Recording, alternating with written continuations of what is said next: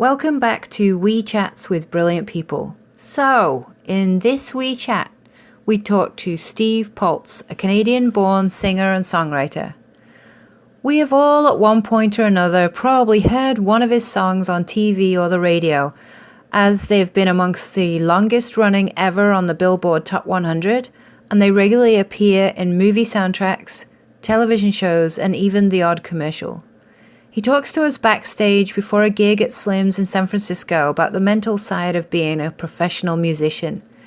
He mentions how he prefers to have uncertainty rather than a set playlist for his shows and with no routines.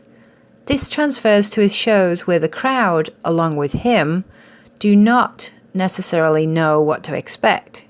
He only relies on what is in his control, which is the music. Now, this is an excellent skill that we love working on with performers.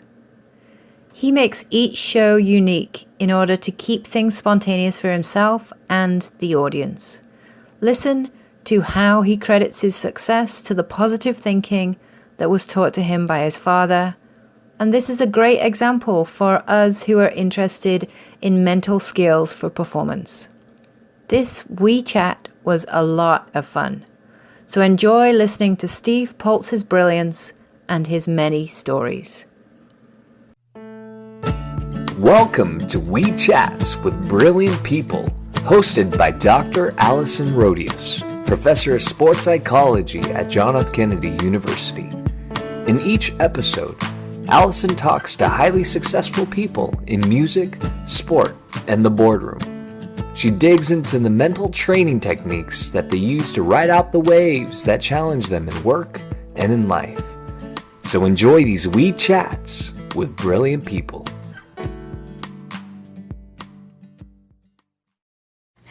Welcome back to Wee Chats, everybody. Today I am super excited to be talking to Steve Poltz. Welcome to Wee Chats. Thank you. It's great to be here. I was looking forward to this today.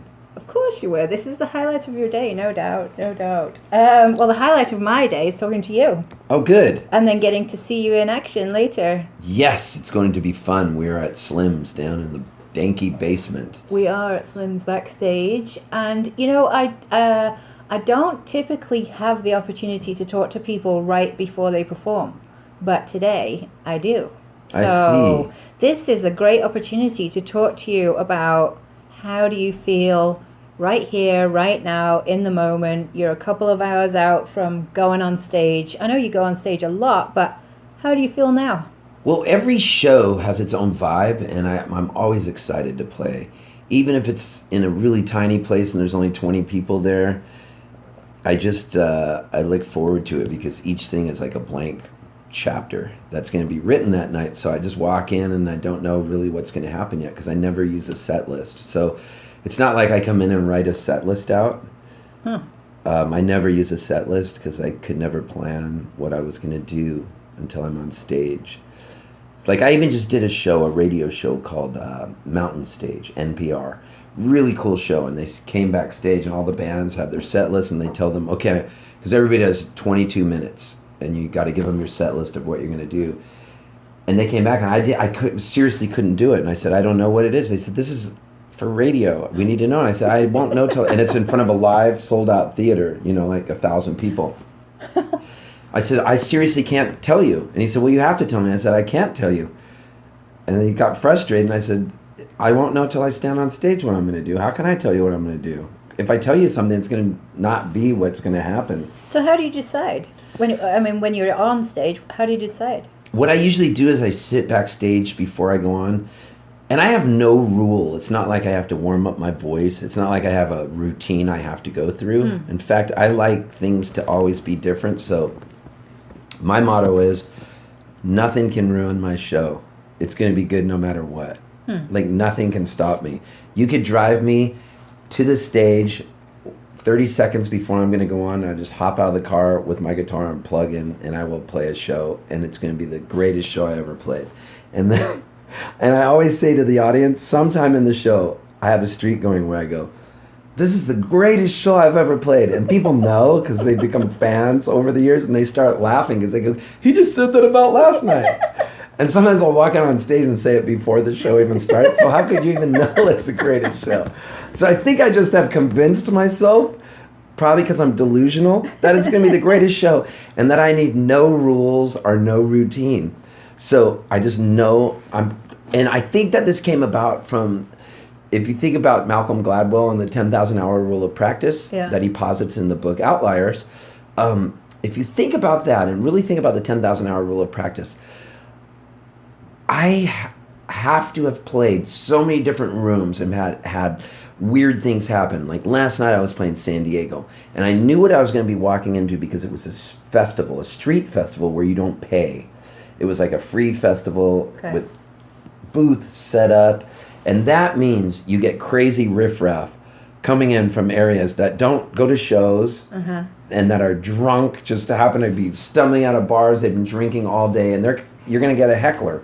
So last night I was playing, and this woman really was heckling me. Like just because I like to talk on stage and tell stories. I love telling stories. I like the idea of setting up a song and giving people a reason to be invested in the song. Like a certain word they might want to look for or listen for.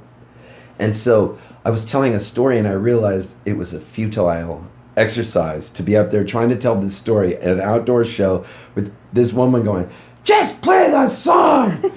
Play the just play the song!" And she was screaming at it. And I had hardcore fans there that are there to hear stories. So they're looking at her, giving her a dirty look. And I just kept saying, "I can't hear you." "What?" And it was so loud, everybody could hear it. And her voice was able to even get louder. I said, "Could you please come closer and just shout it into my face? Because I still can't understand." So I made her do it at least 6 or 7 times in a row. And she just kept shouting and then would not quit. And her mouth was just, and all I saw was her gaping fat hole of a mouth just shouting profanities at me, getting more and more angry. And finally I said, "Can somebody," because they were selling corn on the cob, like how they sell bad food, you know? I said, "Could somebody buy a corn of cob and shove it in her fat mouth?" So that made everybody really start laughing, and finally she just walked away, which was good. But I liked it, because then I said after that, "This is the greatest show I've ever played." So, well, how memorable though. Now you have that story. Exactly. Yeah. And I love it that happened. So the way I look at it is, okay, I played this festival in Australia, and everything stopped working. The whole sound system went out, and there were 2,000 people under a tent. And there was a thing called the Poltz Ridge Festival. Poltz, P-E-A-T''S, Poltz Ridge, north of Sydney, Australia. And everybody camps, and it's hippies. And so I'm playing, and the power goes out. And it could have gotten unruly, and everybody's like, "What's going on?" I'm up there. And I just leaped up. I screamed to one guy, "Let me ride on your shoulders." This big guy, I go, "Carry me to the middle of the crowd." He did. And I proceeded to play the next 40 minutes unplugged and had people rolling in the mud, going nuts. And I just figured that was the way the show was meant to be. So I'm at the point now where I know something. I'm always going to see something I haven't seen. So I know, just expect the unexpected and be willing to roll. And I will say this, I like to have tools ready to prepare. Like what? Okay. I really believe a show is a blank canvas, and you're about to make a painting. So you need a lot of different paints for this painting. And my paints are certain songs, certain stories. So I'll sometimes go through my notes on my iPhone and look at all the notes I've written over the years. And I'll listen to my voice memos and go, "Oh my gosh, I forgot I even wrote that song." I have songs I've forgotten that I've written. So I'll learn that song because I need to challenge myself. I need to always do something that makes me feel nervous. So the other night You mean before you go on a play? Or just in general? Oh, while you... Okay. I need to dig a hole for myself that I need to dig out of because I've done this so long. Because that makes it interesting for you? Okay, that's a great question. The body makes drugs. I'm sober now. I used to take drugs and drink a lot. I've been sober, it'll be 12 years, November 30th. And I used to say, okay, I need a shot of whiskey before the show, like a Jameson on the rocks, to take the edge off. But then what I realized is, take the edge off. I want the edge on. Yeah. I want the edge. So as you play more and more, you could find yourself getting jaded if you were doing the same set every night. So each show to me is a snowflake, and they all have their own identity. I like that. So like the other night I played in Colorado Springs just last week, and I walked out on stage and I've never sang this old folk song, the Bonnie Lass of Fivio. And the way it's been translated now is Pretty Peggy-O. And it's a song that Bob Dylan did on his eponymous debut. It's a song Simon and Garfunkel did, and a song the Grateful Dead does, and it's been done by a lot of people. It's a beautiful song. So I said, I'm gonna learn Peggy-O. I'm gonna do it tonight. I'd been kind of playing it 3 days prior to the show, and I need to go out with something I haven't done that can fail. So if I'm feeling really tired, one time I went out and I said, I had my iPod so I could plug it in through the sound system. I said, I told the sound man, just play the song Oops, I Did It Again by Britney Spears. And I found pom-poms backstage, and I said, I've worked up a pom-pom routine. I'm just going to come out. And this was at a really serious coffee house. And I walked out and I said, hit it. And I did, oops, I did it again. And some people were horrified. So that gave me the adrenaline. So the body makes a drug, and I need that drug. And the drug is my adrenaline. Because then I figure, okay, I've just drawn a line in the sand.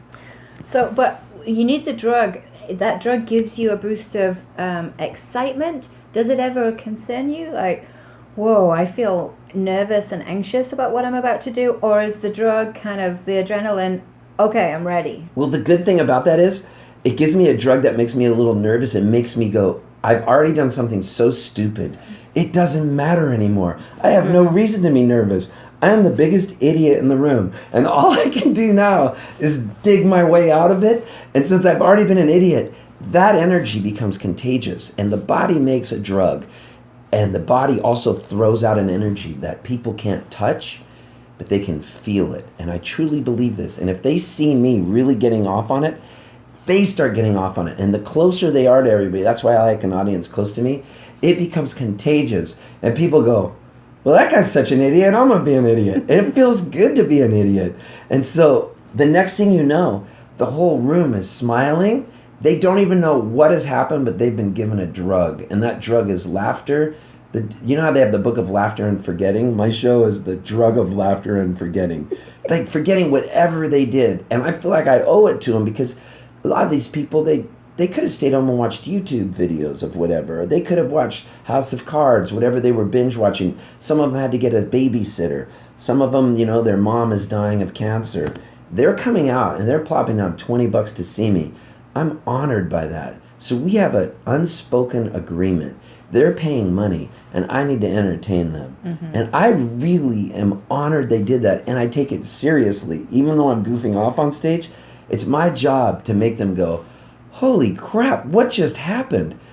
And when they leave, I want them to leave, and I'll know if I was successful if they come up and say, when are you coming back? Mm-hmm. That's the best compliment. Not, that was awesome, that was great. It's, when are you coming back? I want to bring my friends. So that to me, and so that's why every show is a blank canvas. Now what I mean by the different paints is I'll relearn a song I haven't learned, or try Peggy-O, or I'll think of a story I haven't totally fleshed out or haven't told. Mm-hmm. And then some people are just coming and requesting stories that they've heard. Like they want more than a song sometimes. They're like, tell the story about the blah, blah, blah, because they want their friends to hear it. Like seriously, somebody last night was shouting that out in the street after the heckler said that. Tell the story about when you worked at the pizza parlor. Oh my God. So I did. I was like, and I was laughing. So they're coming primarily obviously for the music, but they're coming to see you and to hear your stories and, to feel what it's, just hang out with Steve, I think is probably what they're coming to do. Exactly. And tonight I'm playing Slims, which won't mean anything to the people listening to this on the podcast. But as you're listening to this podcast, be it if you're in your car and you have your earbuds in, or you're having a cup of tea, maybe PG Tips, the prescribed tea of this podcast, our unofficial sponsor. They call that builder's tea, because the builders in England are the working people. They need that energy, and they call it builder's tea. PG I have Tips. it every morning. My husband brings it every morning for me. By the way, your husband is a strapping lad. He's a great guy. Yes, he is. So Whatever the listeners are doing, whatever's going on, it's important. Just I don't even remember what I was going to say, but as they're listening to the podcast, what do you want them to know, or what do you want them to take away? I don't remember anymore. But all I know is I can easily lose track. See, well, you were talking about the painting of the canvas and the different tools that you have. Yeah, so I want the people that are there to have their own experience of the show and have them really feel something. I want them to laugh. I want them to cry. I want to take them on a journey. And even though every show is kind of manic and has its own different form, it would be cool to do an exact show every night the way maybe Leonard Cohen does. Like he knows when he's going to kneel down on one knee and say, "This is when I was a young man with a dream," and when he takes his hat off. Everything is choreographed out in a Leonard Cohen show. Every word he says. So he doesn't have to think. He's almost like in a Zen place. And I always thought that might be cool because it would be cool to do a show that I could call it a brief history of my life. And go out and have this Broadway type show that is totally choreographed out with an arc, because a gun in the first half always goes off in the third. The whole thing, in the first act, goes off in the third. And the whole idea of having an arc and a storyline, which I think I naturally stumble into a lot of the times. And some nights I fail. Oh, I know what I was going to say. The people that are listening to this, it won't mean anything to them, but I'm sitting at Slim's. Nobody knows this. I've only played here one other time, and it was back in 1997 or 8, and I opened for Lucinda Williams, and I bombed. And I was so bad, I didn't even go out and sell my merch or grab my merch. I left it in the club and ran out the back alley, never to come back in here. So in a way, this is my return to try to avenge the death of my former self that bombed here. So I'm playing with more of a purpose tonight because I'm very, very competitive. And I know that you're into sports psychology. Yeah. And I'm extremely competitive. Not with others, with myself. Okay. Now, I was a wrestler in high school. Okay. I didn't make the basketball team. And so I was a skinny little kid. I weighed 92 pounds. And I didn't make the basketball team, and I cried. The day they put the list up, all the names, and the basketball coach said he put the list up at 2 o'clock. So all the boys that wanted to make the basketball team rode their bikes there. He put the list up, and everybody that was there made the team except me. Now, I've never forgotten this. And I started crying, and I couldn't stop the tears. And I looked like a little wimp, and it was 9th grade. I still remember this to this day. The tears were coming down my face, and everybody was like cheering each other, and then they all noticed my name wasn't on the list. And I was so embarrassed that I cried, and I rode my bike away from everyone. And my best friend made the team, and we'd practiced hard together every day. Mm-hmm. And he said, "It's okay, Moki." We called each other Moki and Mocha. He was like, "It's okay, Moki. It's okay." I said, "I just want to be alone." I was so mortified. And as I rode my bike out, the wrestling coach was there, and he saw me crying. And he said, "Hey, Poltz, what's the matter with you?" And then he goes, "I need a 98-pounder for the wrestling team." And I said, "What?" He said, "I need a 98-pounder. Come here." I stood on the scale, and I was 92, and he goes, "We can fatten you up." So I joined the wrestling team. I didn't have any goals to join the wrestling team, but I did it because somebody needed me. And had he not been there, I don't know what would have happened to me, because he was like an angel that intervened at the right moment. Mm-hmm. And I really believe some things are just thought out. Maybe they're not. Maybe everything is random and it's a choice of opening one door or another. But I was there to answer the door, and he picked me for the wrestling team. And it was so good for me because it was a solo sport. When you wrestle, it's just you against one other person. It's not really a team sport. You are a team. You get points, and so then I wrestled my 10th grade year, my 11th grade year, and by my 12th grade year, I was the captain of the team. Mm. My name was on the wall, and I was a really good wrestler. And I went to wrestling camp in the summer. I was the only person on the wrestling team that was a classical guitarist and also in madrigal, singing songs in Latin and in French and all that. You know what I mean? Mm-hmm. Singing, and like nobody knew I had this other side that I was in drama. Like, I would have got my butt kicked. They known I was singing songs in Latin and French. I can still remember some of the songs like Fa una canzone senza nota nere. And then I would go home and practice classical guitar. And I was just hyperactive, and I only played alone most of the time. And I would make up this game with a pencil and a marble, and I would hit the marble into the wall. And it was a game of baseball that only had 2 bases, and I would become the announcers to the team. I mean, I was doing this since I was 6 years old. That sounds like cricket, by the way. Yeah. Baseball with 2 bases. 2 bases. And I was addicted to the game. And I would be the announcers and everything. So I think the best thing that prepared me as a performer, getting back to what this podcast has a theme of, I really owe a lot to my father. And my father was really into positive thinking. Mm-hmm. And this is in the 60s when a lot of people weren't totally doing that yet. And my dad every day would say to me before school, "Come here, Stevie." And he'd put his fingers on my temples on each side, look me right in the eye, and he'd go, "Look at me." And I'd look up at him and he'd say, "You can do anything." And then he'd send me off to school. It's pretty powerful. And it stayed with you. I still remember it to this day. Him saying, "You can do anything," gave me this feeling that even though I didn't make the basketball team, even though I was skinny and there were bullies that would pick on me, by the time I started wrestling, the bullies left me alone. You know, I went through awkward puberty and all that, but I was always able to apply that. And so when I play, I think I still apply that. So as in the last few minutes we've got, just to focus on a couple of things, like do you how has this changed? You said to me before you've been touring since '92. Yes. So what's the difference before you started touring and then now, all these years later? What's the difference in the way that you prepare or the way that you feel before you go and perform?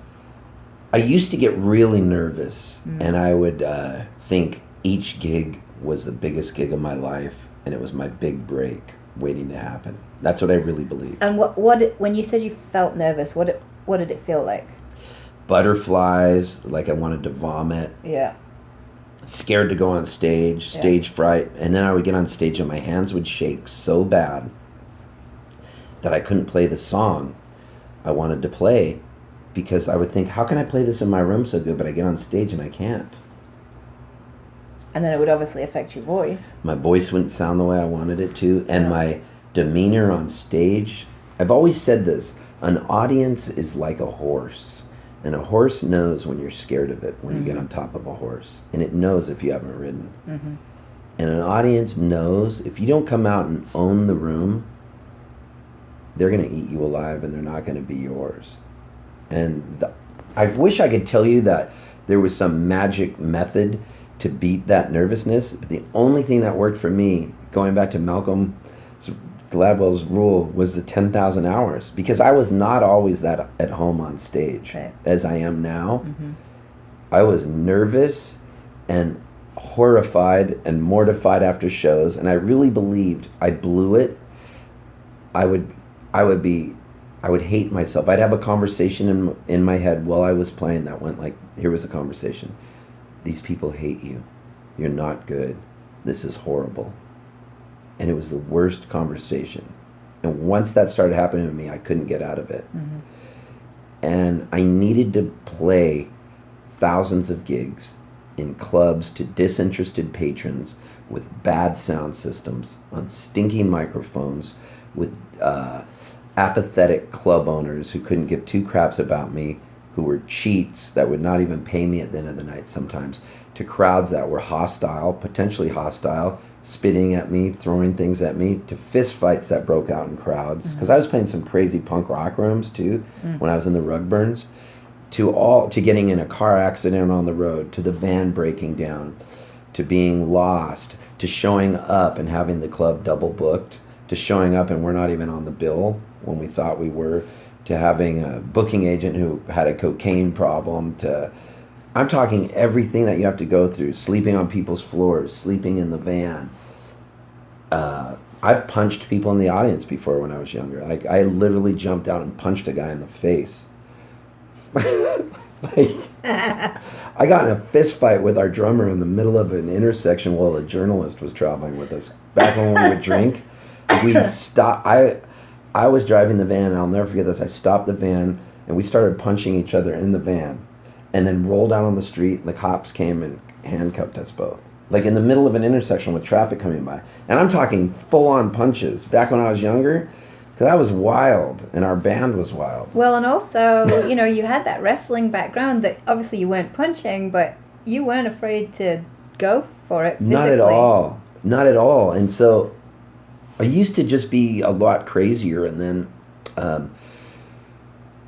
I mellowed out, you know, with sobriety, and then got mellower and mellower and found my groove. And until last year, a year and a half ago, I suffered a stroke on stage and ended up in the hospital for 7 days. And I went blind while I was singing, just when I thought I'd seen it all, you know. And I was repeating the verse to a song like 5 times in a row, and then I was totally confused and was about to faint and sat down and just said, I got to end the show. I can't see. I've gone blind. And then I was rushed to the hospital in some city. What was it called? Princeton University, New Jersey, Medical Center. And then they rushed me in. As I said, I'd gone blind, and then they did an MRI, and they said, you've had a stroke. And I was in the stroke ward, and I couldn't say like blood pressure. I was saying blood pressure, and when my vision came back, I couldn't read. And I think since then, I'm still just there. I'm not the same person I was prior to the stroke. I feel like a little stoned, for lack of a better term. But I've taken that and used it to my advantage. Like, it got me really into the Grateful Dead, which I was never... I wasn't into the Grateful Dead till I had a stroke. I was like, whoa, this music makes sense to me. And now I'm totally into the Dead, and that's all I want to listen to. Like, prior to that, I liked listening to, you know, punk rock and all different kinds of stuff. Yeah. And pretty music, too. But now I'm into the Dead. But the stroke really made me appreciate life, and I really thought I was immortal. I really thought nothing could kill me, and the rules didn't apply to me. I still kind of think the rules don't apply to me, and I don't know where that came from. I think other people can't speed on the freeway, but I can. I think other people can't go the wrong way down the one-way road, but I can, because no cars are going to come at that moment so I can park. Like, I constantly break rules. I got a letter from the DMV that said, you may think you're a good driver, because I have so many points against me. Like, I just have always had this idea that rules were for Breaking. other people. No, for other people. The rules were meant to be for everybody else but me. And I don't know where that came from. But my girlfriend even says that to me. You're a little Says, rebel. you think the rules don't apply to you. And I don't know that I'm a rebel. I think it's just, I really believe rules don't apply to me. That no matter, I really believe no means yes to me. That when somebody tells me no, I just haven't figured out a way of how to make it happen yet. And I think I got a lot of rejection when I was a kid of not making the basketball team. Right. And people always told me I was too small because I was skinny and I had asthma, eczema. Bullies would pick on me. I remember getting punched out to Peter Frampton's record right when it came out, Frampton Comes Alive, like by the bully of the school. And he punched me and laid me out behind a van. Like, I've been punched out. Like, I had my nose broken. Just because I would not take crap from anybody. So even if it was the biggest person, I would be like, yeah, why? Like, they would tell me I can do something, I would still do it, even though they'd hit me. So you were saying, are you saying that has shifted then since your stroke, do you think? Well, as I've the gotten... rules don't apply? No, I still believe rules don't apply to me. Okay. And I wish I could be honest.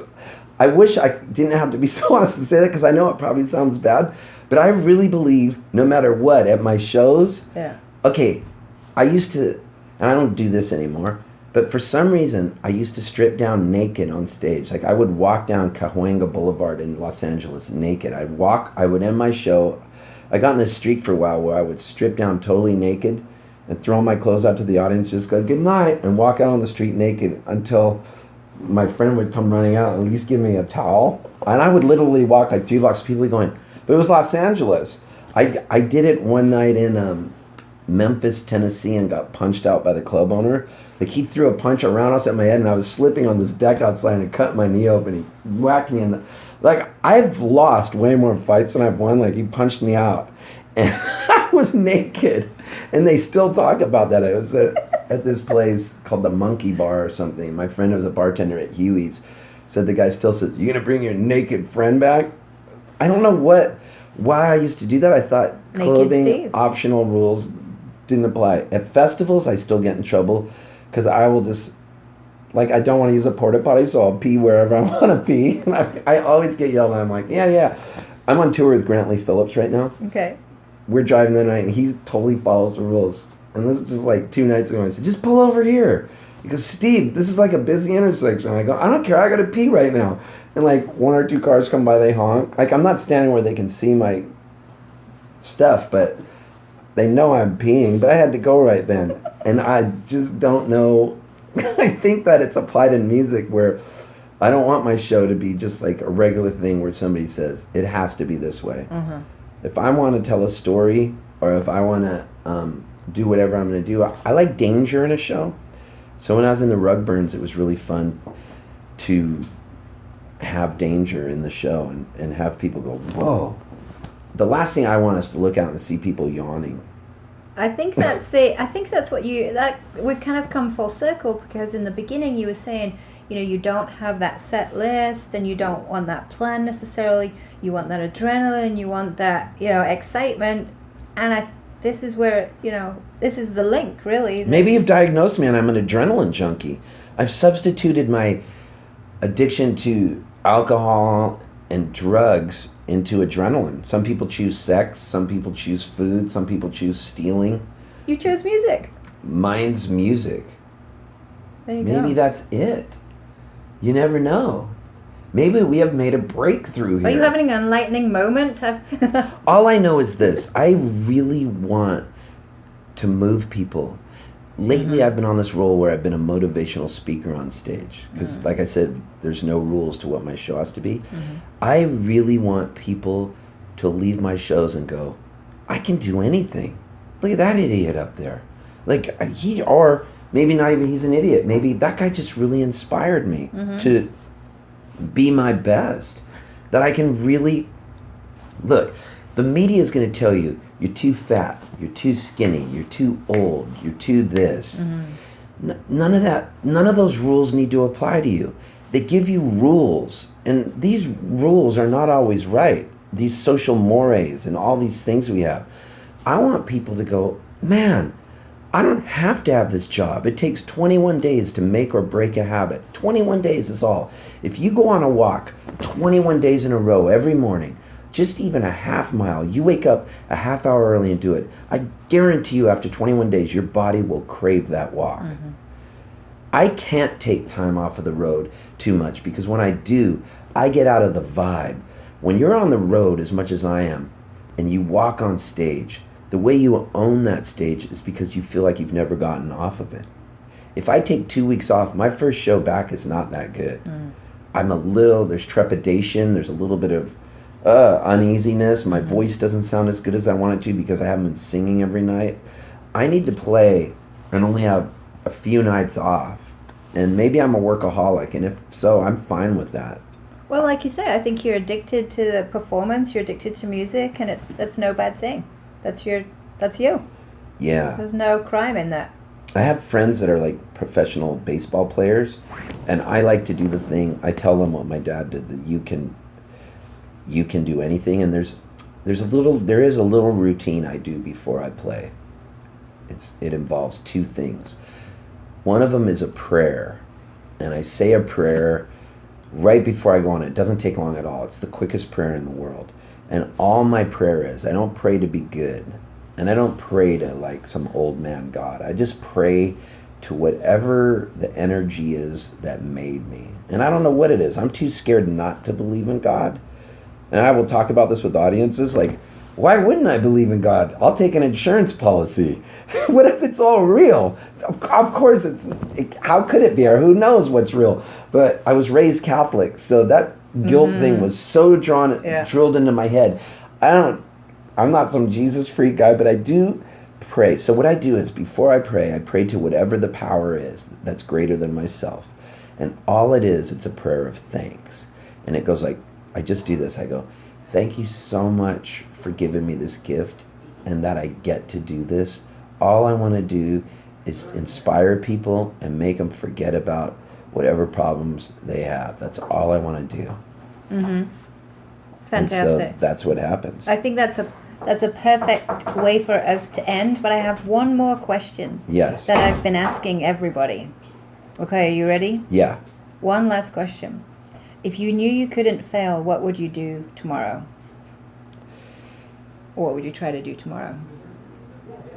Same thing I'm doing now. If I won the lottery, I still say this. If I won $1 billion in the lottery, I would still do exactly what I'm doing because I'm in the middle of building something. And so it's not about the money. It's about building what I've already started with my own two hands because I'm in flow. I'm in a state of flow. And when I'm in a state of flow, nothing can stop me because the other thing I was going to say is the eye of Arjuna. Arjuna the warrior from Hindu stuff. What it is, it's this old story about all these other marksmen with bows and arrows. The teacher was saying, what do you see when you see that bird up there? They were trying to shoot at a bird. And they all said, I see the wings, I see this, I see that. And then Arjuna the warrior said, I only see the eye. Something like that. And so they called it the eye of Arjuna, being so focused. And I used to tell my friend Barry Zito this pitcher for the Giants and the A's. I said, you have the eye of Arjuna, Arjuna the warrior. And so sometimes before I go out, I go, I'm Arjuna. And I think it's almost delusional where I believe I am Arjuna the warrior and nothing's going to stop me. And so years ago, somebody told me, if you do what you love, the money will come later. I've been doing what I love since 92, and I've never once worried about money at all. I've been taken care of because I'm doing what I'm meant to do. Right, and you love it. Love it. Yeah, and you inspire other people. I feel inspired tonight, so... Thank you. Thank you so much. We chats with brilliant people. Yeah. This is the greatest podcast I've ever been on. Clearly. This is amazing. Thank you so much, Steve. Thank you, Allison. Tune in. Dr. Allison. Thank you. Yeah. Tune in next time, everybody, to see who we have on We Chats with Brilliant People. Bye for now. We hope you enjoyed these We Chats. You can follow We Chats with Brilliant People on Twitter at We Chats and Facebook, and subscribe to the podcast series on iTunes or any Droid platform. We Chats with Brilliant People.